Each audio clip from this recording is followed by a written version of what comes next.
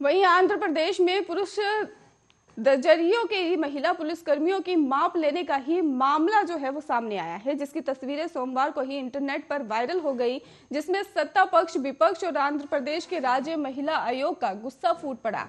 लोगों में इस घटना को लेकर आक्रोश है। राज्य महिला आयोग ने इस संबंध में वहां के एसपी के स्पष्टीकरण मांगा है और एक आधिकारिक विज्ञप्ति में कहा गया है कि एसपी ने ही आयोग के अध्यक्ष को आश्वासन दिया है कि वो ऐसा सुनिश्चित करेंगे कि दोबारा से ऐसी घटनाएं नहीं हो। इस पूरे मामले पर ही जिले के एसपी ने ही अपना स्पष्टीकरण जारी करते हुए कहा कि तत्काल कार्रवाई की गई है। उन्होंने बताया कि जिम्मेदार संबंधित कर्मचारी के खिलाफ अनुशासनात्मक कार्रवाई कर दी गई है और तेलुगु देशम महिला विंग की अध्यक्ष वंगलपूडी अनीता ने भी इस घटना की निंदा की है और इसे शर्मसार करार दिया है। अनीता ने राज्य की गृह मंत्री एम सुचरिता से कहा कि एक महिला होने के नाते आपको ये देखना चाहिए कि आपकी महिलाओं की गरिमा सुरक्षित रहे। एसपीएस नेलरोड ने भी पुलिस ने भी कहा है कि अज्ञात व्यक्ति के खिलाफ बिना अनुमति के एक क्षेत्र में प्रवेश करने और तस्वीरें लेने के लिए कार्रवाई का आदेश दिया गया है।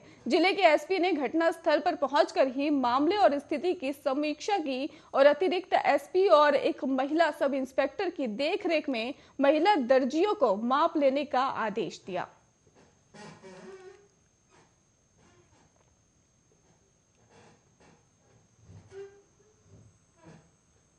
भारत में कोरोना का कहर अब पहले से कम हो गया है। करीब 1 महीने के बाद लगातार दूसरे दिन कोरोना के नए मामले 1 लाख से कम दर्ज किए गए हैं। देश में पिछले 24 घंटे में ही 67,597 नए कोरोना केस आए हैं और इसके साथ ही 1,188 संक्रमितों की जान चली गई है, जबकि इससे एक दिन पहले ही कोरोना के 83,876 नए मामले सामने आए थे।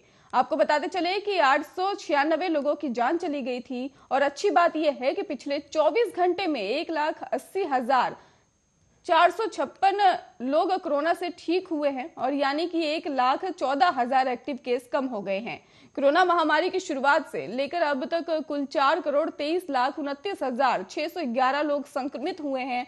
इनमें से 5,04,062 लोगों की मौत हो चुकी है। अब तक 4,08,40,000 लोग ठीक भी हुए हैं। देश में कोरोना एक्टिव केस की संख्या 10 लाख से कम है और कुल 9,94,891 अभी जो है वो कोरोना वायरस से ही संक्रमित है, जिनका इलाज चल रहा है। वहीं केंद्रीय स्वास्थ्य मंत्रालय ने बताया है कि 7 फरवरी 2022 तक देश भर में ही 170,21,72,000 कोरोना वैक्सीन की डोज दिए जा चुके हैं। बीते दिन ही 55.78 लाख टीके लगाए गए और देश में कोरोना से ही मृत्यु दर 1.19% है, जबकि रिकवरी रेट की बात की जाए तो 96.19% है।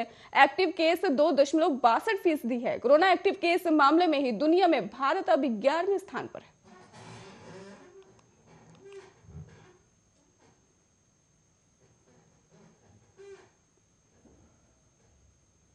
यूक्रेन संकट के बीच ही अमेरिका और रूस के बीच तनाव चरम पर है। अमेरिका ने ही राष्ट्रपति जो बाइडेन ने एक बार रूस को चेतावनी दी और राष्ट्रपति जो बाइडेन ने भी सोमवार को धमकी देते हुए कहा कि अगर रूस यूक्रेन पर ही हमला करता है तो कोई नॉर्ड स्ट्रीम 2 नहीं होगा। बाइडेन ने कहा कि रूस की महत्वाकांक्षी गैस पाइपलाइन परियोजना नॉर्ड स्ट्रीम 2 को बनने नहीं दिया जाएगा। हालांकि उन्होंने ये साफ नहीं किया कि गैस पाइपलाइन परियोजना नॉर्ड स्ट्रीम 2 को कैसे रोका जाएगा और यूक्रेन की सीमा के पास रूसी सैनिकों ने जमावड़े के बाद से ही अमेरिका काफी सतर्क है और रूस के हर एक चाल पर निगरानी बनाए हुए है। जर्मन चांसलर ओलाफ स्कोल्ज के साथ ही एक ज्वाइंट संवाददाता ने सम्मेलन में ही बोलते हुए राष्ट्रपति जो बाइडेन ने कहा कि अगर रूस यूक्रेन पर आक्रमण करता है तो गैस पाइपलाइन परियोजना नॉर्ड स्ट्रीम 2 को आगे बढ़ने नहीं देंगे और हम इसे खत्म कर देंगे। जब बाइडेन से ये पूछा गया कि वो ऐसा कैसे करेंगे तो उन्होंने जवाब देते हुए बस इतना कहा कि मैं आपसे वादा करता हूं कि हम इसे करने में सक्षम होंगे। अमेरिका और जर्मनी ने ही यूक्रेन से संभावित रूसी सैन्य हमले के खिलाफ एक संयुक्त मोर्चा पेश करने की प्रतिबद्धता जताई है।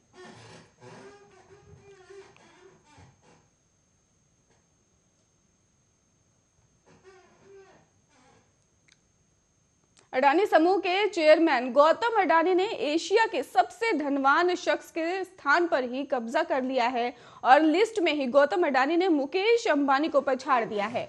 वो दुनिया के सबसे अमीरों की सूची में 10वें स्थान पर काबिज हो गए हैं। गौतम अडानी की कुल नेटवर्थ 88.5 अरब डॉलर हो चुकी है और इस तरह उन्होंने रिलायंस इंडस्ट्रीज की ही चेयरमैन मुकेश अंबानी को 11वें स्थान पर ला दिया है, क्योंकि मुकेश अंबानी की नेटवर्थ इस समय ही आपको बता दें कि अरबों डॉलरों में है और इस तरह वो एशिया के ही सबसे रईस शख्स हैं।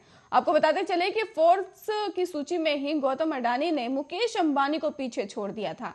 हालांकि गौतम अडानी ने ही ब्लूमबर्ग बिलियनियर्स इंडेक्स में भी 10वें स्थान पर ही पहली बार कब्जा किया है और इससे साल से ही पिछले साल की अगर बात की जाए तो उससे भी कई बार गौतम अडानी की संपत्ति में जोरदार इजाफा आने की खबरें सामने आ रही थी और अब इस लिस्ट के सामने आने के बाद साफ हुआ है कि इस साल कमाई के मामले में अडानी की नेटवर्थ 12 अरब डॉलर से ज्यादा बढ़ी है और इस साल ही रिलायंस के शेयरों में भी गिरावट आने और कुछ अन्य कारणों से ही मुकेश अंबानी की संपत्ति 2.7 अरब डॉलर कम हो गई है और इसी कारण से वो 10 स्थान से ही 11वें स्थान पर आ गए हैं और इस लिस्ट में ही फेसबुक के ही मार्क जुकरबर्ग 13वें स्थान पर फिसल गए।